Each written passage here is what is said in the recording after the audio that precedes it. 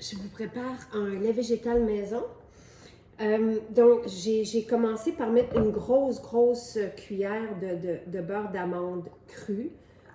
Donc, non, bien évidemment, c'est transformé, mais il est cru. Donc, je l'ai mis et j'ai mis l'équivalent d'à peu près 3 tasses d'eau.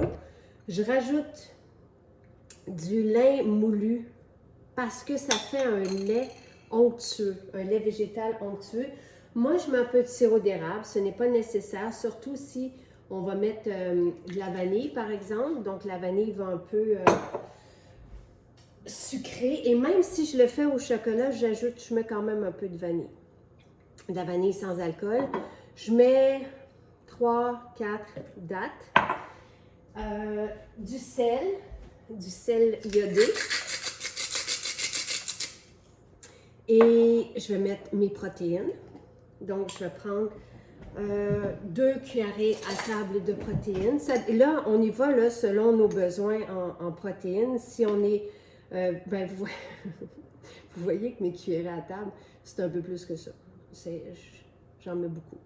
Donc, c'est plus comme 4 cuillerées à table. Si j'y vais là, c'est plus comme 4 cuillerées à table. Parce que je prends des grosses cuillères.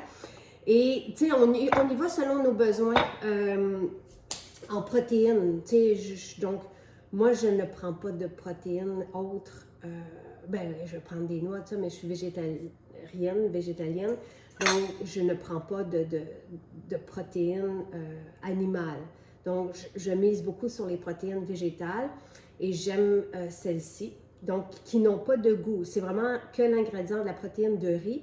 Je rajoute du cacao. C'est un nutriment anti-âge exceptionnel. Et c'est tout. Vous allez voir.